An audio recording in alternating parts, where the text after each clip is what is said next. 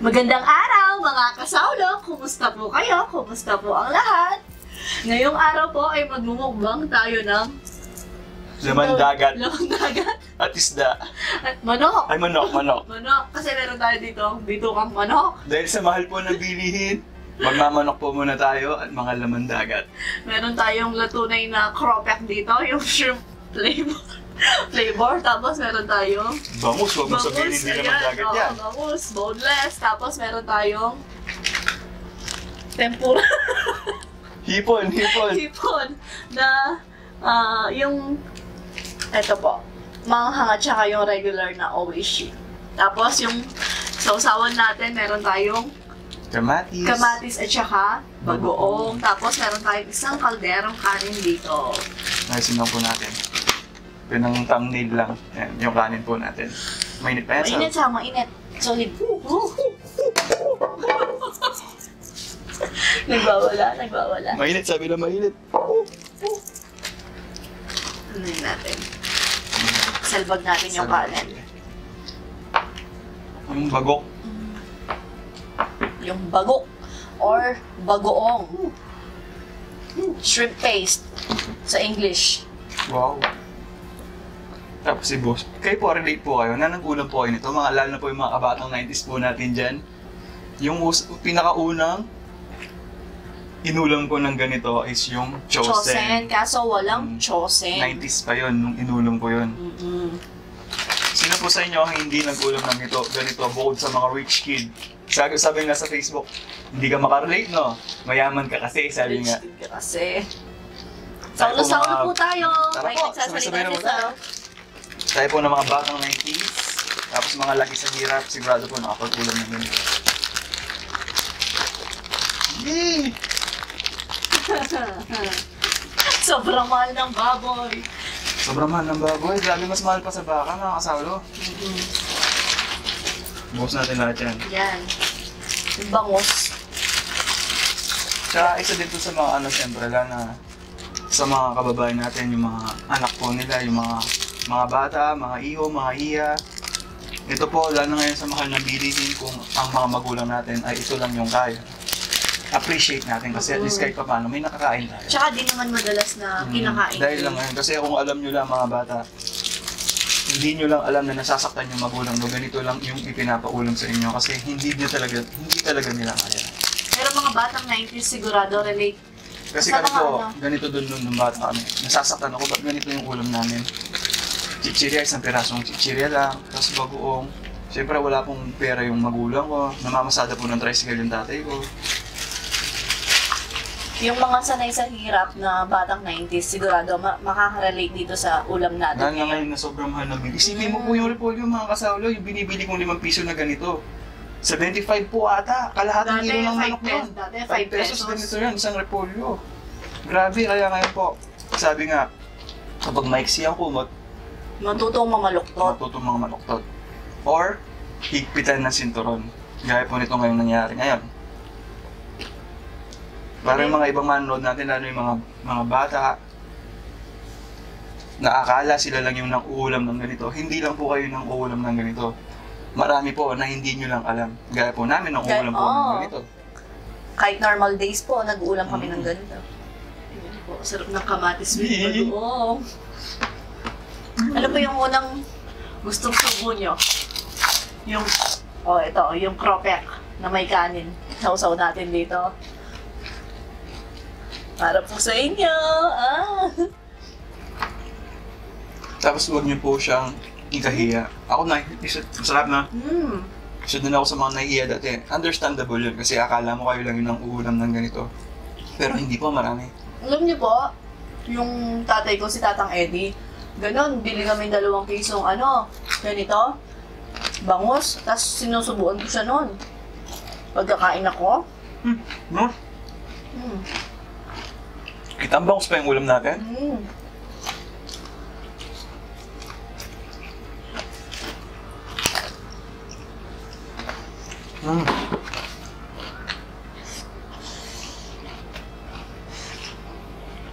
May po kahit normal days, nakain namin yan.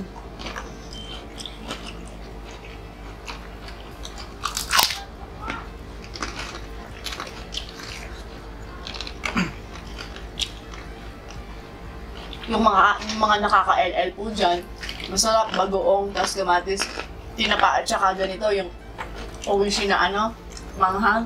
Ba di na alam yung LL? Excuse me po. Nakakaluwag-luwag. Nakakaluwag-luwag.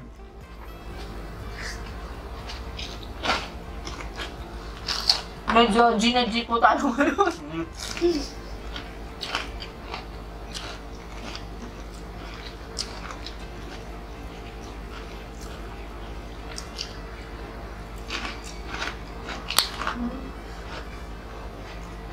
Naman? Dagdagan mo to sa bangus. Bangos.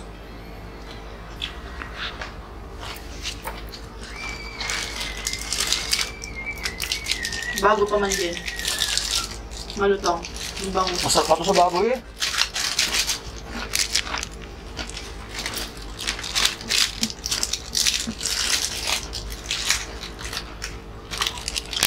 Kaso di po pwedeng madalas to, lalo na sa mga bata. Nandun na po tayo na hindi po siya healthy. Kaso sa ngayon po, kailangan po talaga siyang ulamin. As of now, kasi lalo na Hindi naman siya madalas. Hindi naman nga madalas. Ngayon lang na G na G tayo. Hindi pa ito sa mga kababayan natin. Sigurado daming makaka-relate sa mukbang natin na to.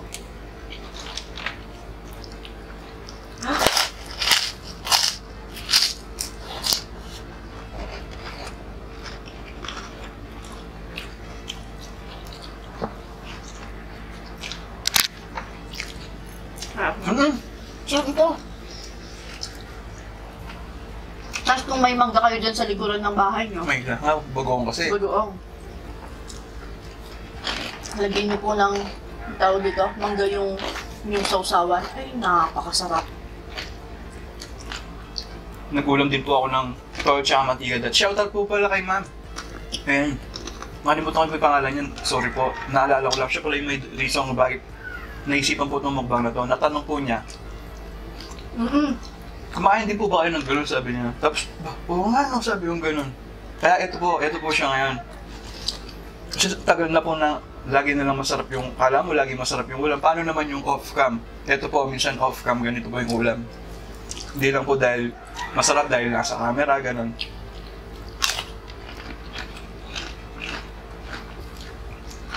Minsan toyo mantika, gano'n. Yung bago kami saw. Sinangag lang eh. Tsaka ketchup. Tsaka ketchup. Nung na-dengue ka nun,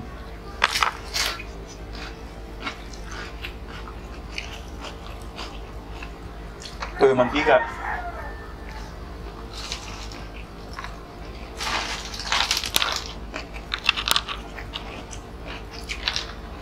Napakasarap. Mukhang mabibitin pa ako sa kanin.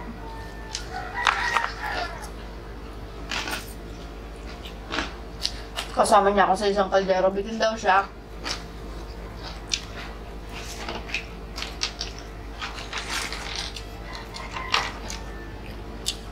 Ito, uwish yung palipit. Masarap. Tsaka itong original. Hindi ko makita.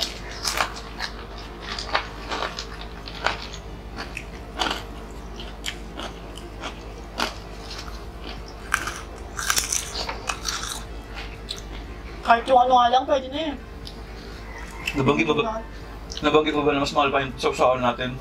Sa ulam natin? Mas mahal pa po yung sausawan kaysa sa ulam natin. Gulay kasi, kamatis. Pero mura yung nabili kong kamatis. 70 lang yung kilo niya. Sa iba, 100.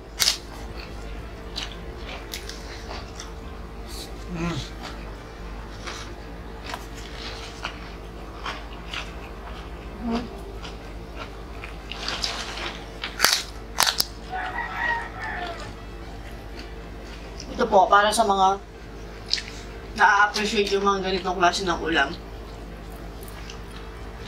Salute!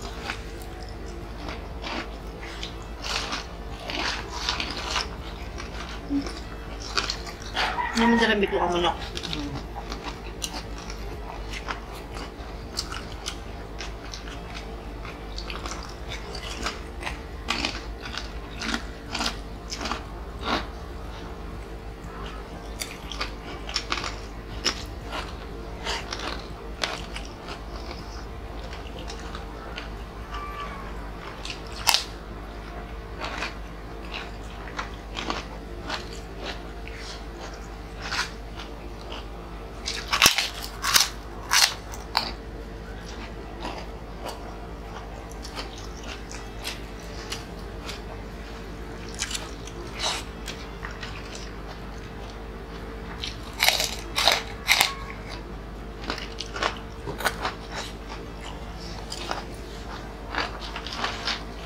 Ay, thank you, Lord.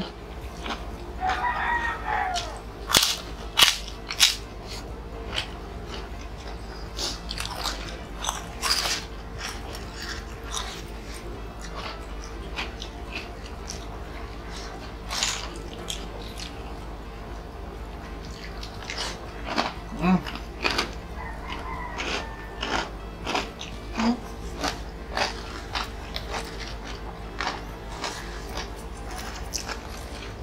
Malala ko pala. Nung bata pa ako noon, 10 piso nga yung pera ko, bibili akong 3 pisong kamatis, tapos 2 pisong bagoong, tapos 5 pisong chichirya, gano'n. Yung mga nagtatao, ba't gano'n yung lasa ng bagoong? Yung tig 2 piso, hindi ko po, niluluto po pala yun. Nilalagay ko, ba't ganito yung lasa nito? Ba't pag nakikain ako, sarap, sabi ko. Dati yung... Ginigisa pa pala yung bagoong.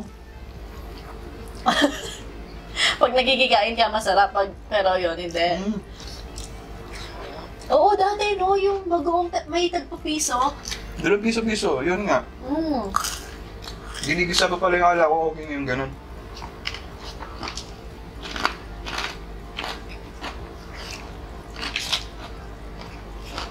Ay, thank you, Lord.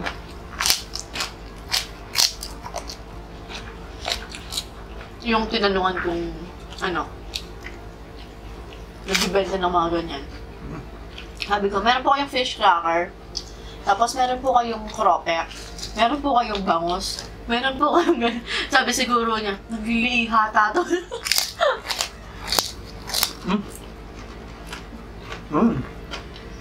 Ano na? Oh, hindi. Thank you. Mabilis sila lumambot. Nahanginan eh.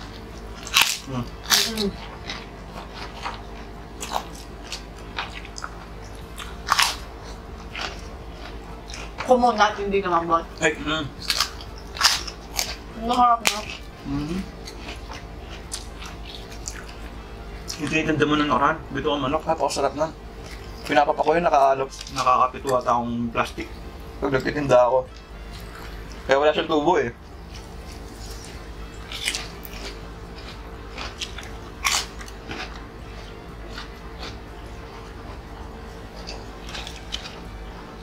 Masarap naman yun. Sausaw mo sa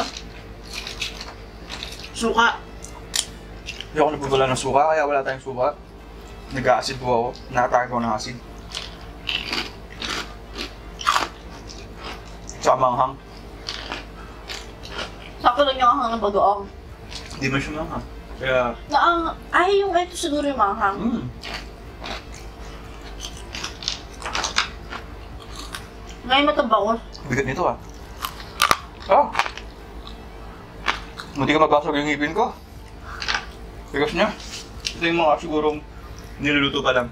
Pinapakulo pa lang kasi hindi siya napakulo ng na. Ganon. Gawa mo na? Parang bato, ganon. Parang siyang bato. ASMR.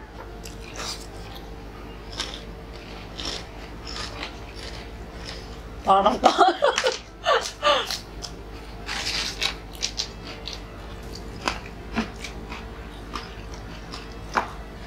Sarap po, tingnan nyo. Parang masarap talaga yung bangus. Kaya hinuhuli ko siya eh.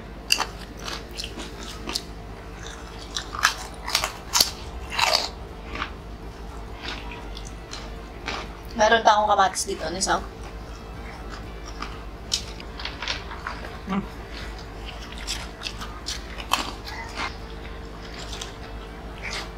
Wala nang murang bilihin ngayon.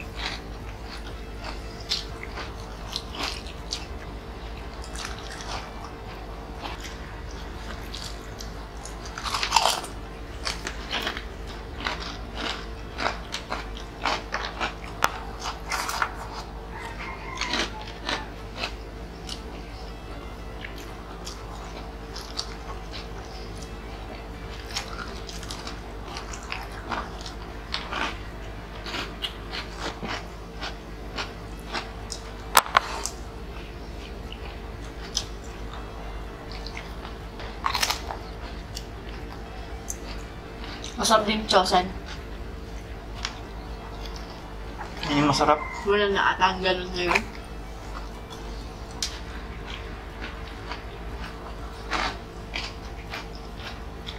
Dahil nga po sa mahal ng bilihin ngayon, doon po tayo nagsimula doon sa sardines. Imagine, para po makarelate po yung iba na, yun nga, may mga nagko-comment po dati daw po sila, sardinas lang yung ulam, tapos ang dami po nila.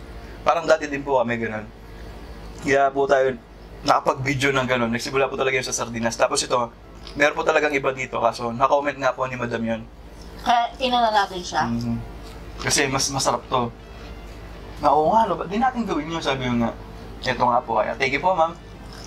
Lalo na ngayong panahon na yun. Ngayon, sobra talagang manang bilihin. Bilihin. Na-charge ko sa cellphone ko kaya hindi ko naalala ang pangalan ni Madam. Doon po nagsimula yung sardines. Tapos sa mahal po ng bilihin ngayon na bagong taon. Actually ngayon, bago pa magbagong taon Pasko pa lang mahal ng bilihin. Yun nga. Nag-i-expect ako na siguro pagkatapos ng okasyon, yung Pasko at saka New Year, siguro ibabalik nila dun sa dating presyo. Pero hindi, lalo siyang nagmahal. Alam mo yon? Mahal pa sa bakay bago. Sipin niyo po, umabot na sa 480 ata yung baboy, 420 to 480. Depende po sa part. 300 lang ba? Depende po sa part ng baboy yon. Tapos yung baka ngayon, yung pinakamura ng baka, nasa 350. Depende din po sa part ng baka. Diba? Mas mura pa siya. Ito, hipon na, mura lang. Huwag niyo po sabihin yung hipon yan. 9 peso, sama-sama. Bisa, 5 piso, may tayong bangos. Piso, bangus, boneless. Meron pa nga tilapia. Hindi, may flavor pa to, oh. Onion and garlic.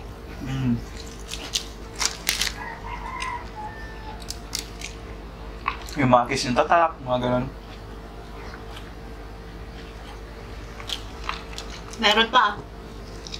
Yung tagpipiso. Yung kinasal. Yun, chicken yung nasal din. Beef din, parang ganito.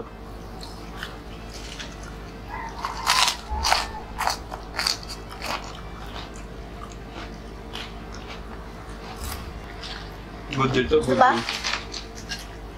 Yung mga niya. Katis. Gusto dito. Iyan po natin sa sauce. Para di masaya.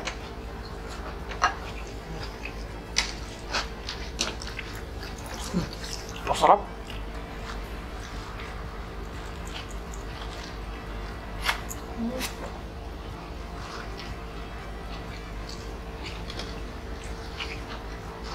At least dito, natawid mo yung gutom mo, ganon.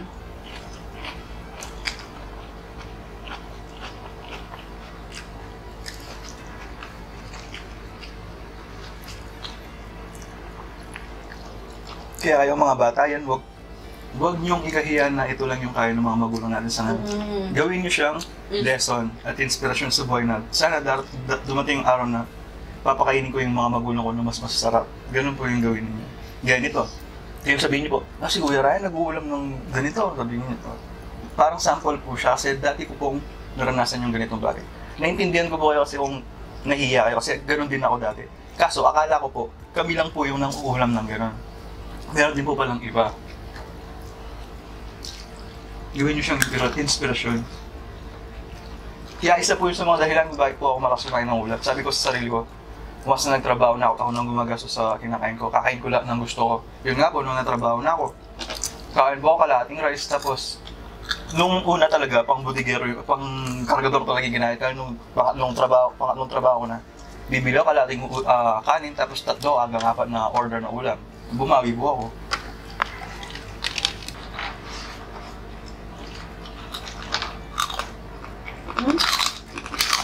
Masarap to, kaso parang matigas na. Kunti. Dito ka man ako.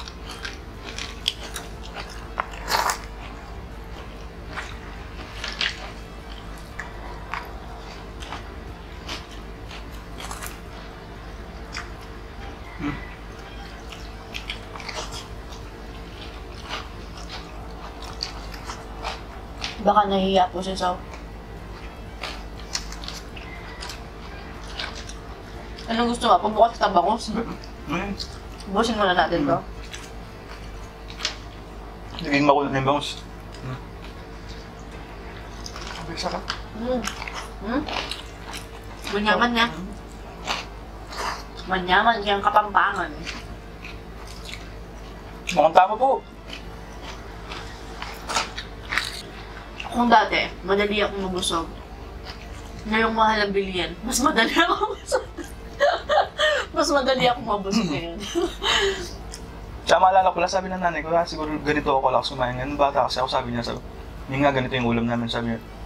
Pakakain mo na marami, sabi niya, kumain ka na maraming kanin para mamaya. Kasi wala na akong ibibigay na pamirienda sa inyo, parang gano'n yung wala na daw ibibigay na pamirienda yung nanay ko. Kaya kailangan namin kumain na marami. Parang naging ganun po yung reason, bakit ganito ako lang sumayin ngayon.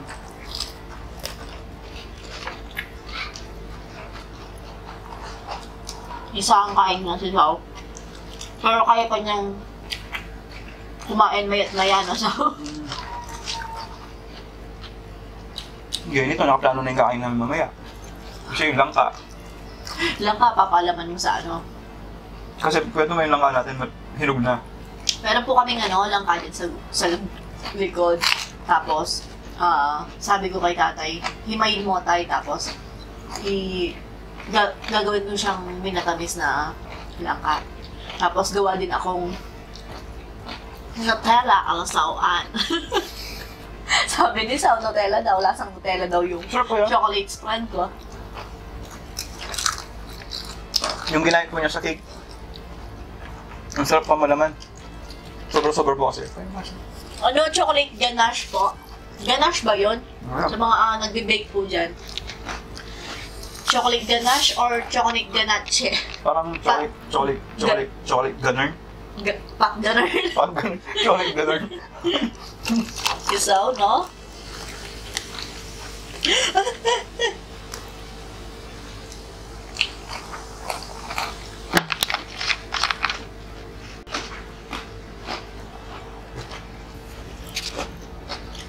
For you, sir.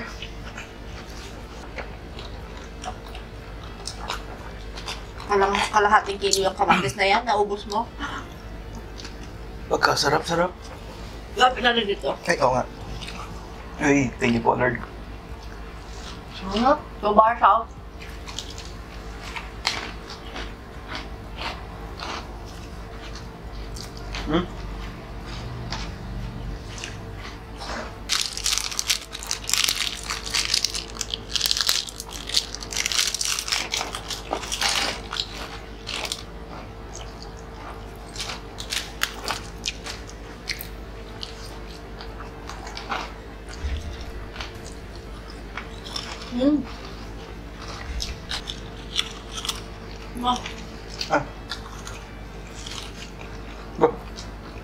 Sabi ko uminom ako?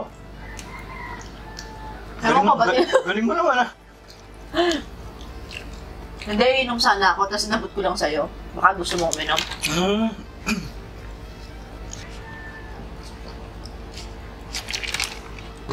Boy, inom.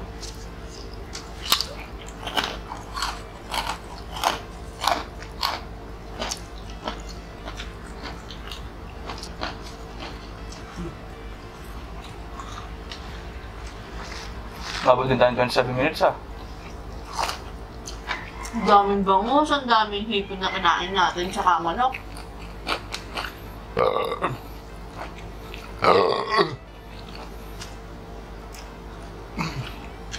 Yun yung masarap. Excuse me po.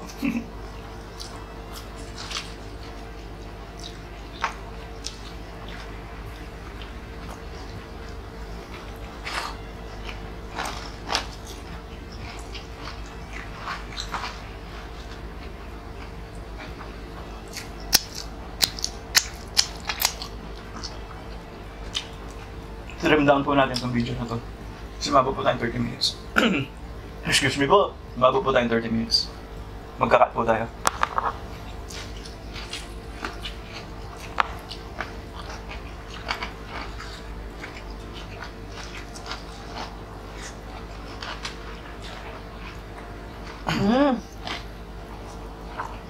Thank you, Lord.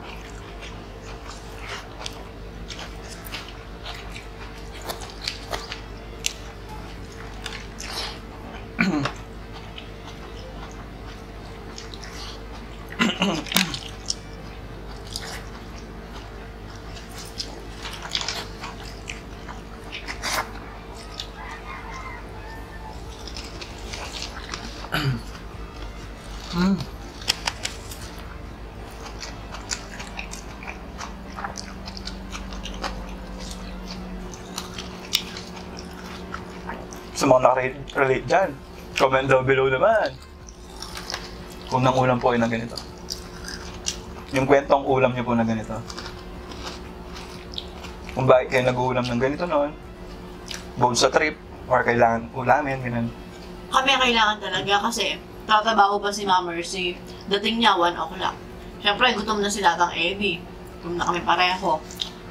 Tapos toyo, mantika, tsaka ito nga ang bangus. O kaya yung kiss. Yung kiss pa dati yung ano eh. Tsaka yung ano sa sinasabi sa yung itlog, isang itlog, tapos mainit na kanin, tapos may asin. Hindi daw ginagawa na sa yung ginagawa kayo ng bata ako, almusal. Ay, tanghalian pala. Hindi kami nag-aalmusal eh, sanay. Tanghalian nyo, 9 o'clock ako na. Alas 10. Ano ba? Umabot tayong 30 minutes, kaya namatayan na tayo. Patapos na lang tayo. Mag-outro na lang ako eh.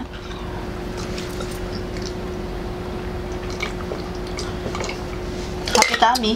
Happy tummy. Happy tummy.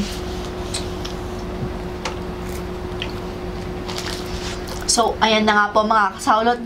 Dito na po nagtatapos ang ating Mayaman ulam. Mayaman ulam. Sanay sa hirap. Sanay kami sa hirap mukbang. Hanggang sa susunod. Paalam. Maraming salamat po. Ingat ang lahat. God bless us all. God bless us all po. Hipon!